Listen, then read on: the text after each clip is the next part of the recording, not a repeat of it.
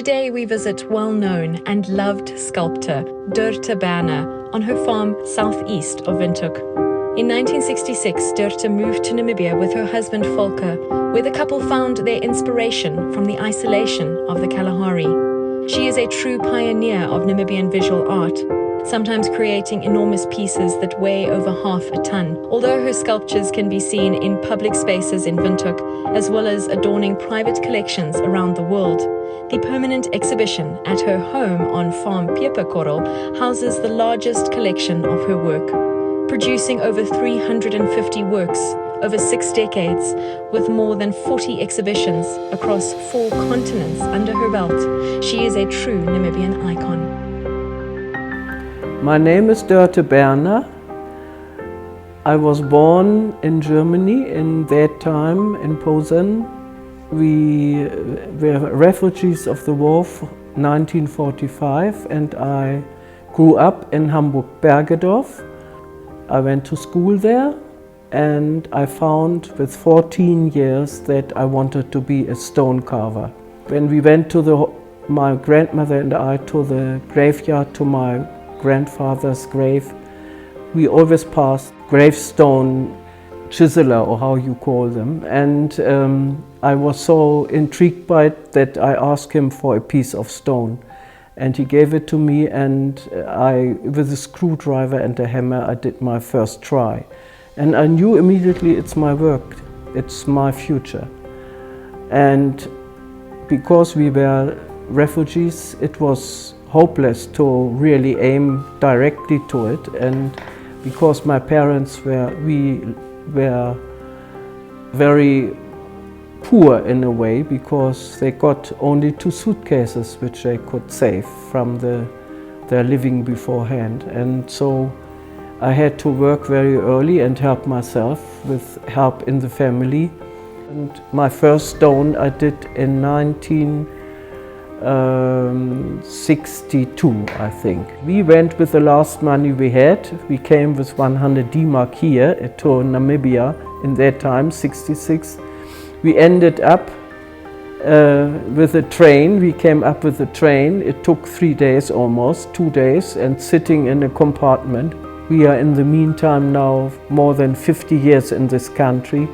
We are very happy to still live here and work here. But we are old people now in the meantime, but still enjoy life. Geht zu Volker. Pepita, geht zu Volker.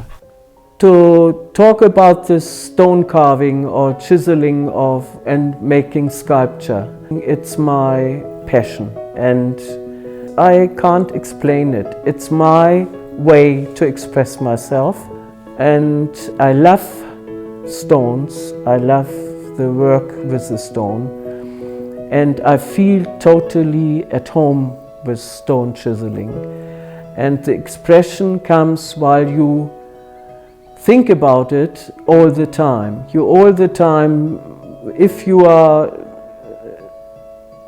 doing artwork, you can't separate it from your life. Your eye is always looking, your mind is always working, and the human condition, the people and nature is something which moves me very much, and which I'm deeply involved in thinking about it. And I think that life is so interesting and so complex and so wonderful in a way, but otherwise it gives you shivers when you see what people have to survive of, or with what people have to endure.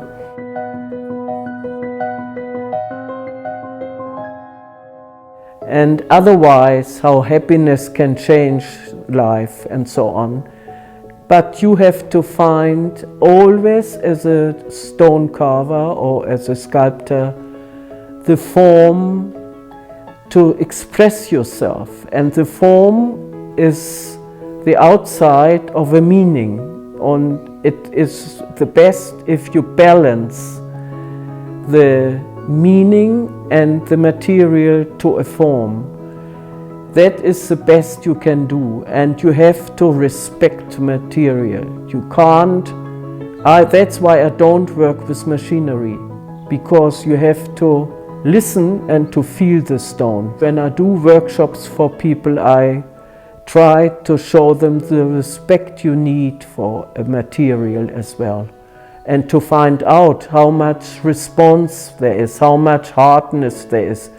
A stone doesn't want to be destroyed. It's quite a hard interaction, and I think the best is if the stone and you find agreement somehow, and that is my philosophy of stone carving.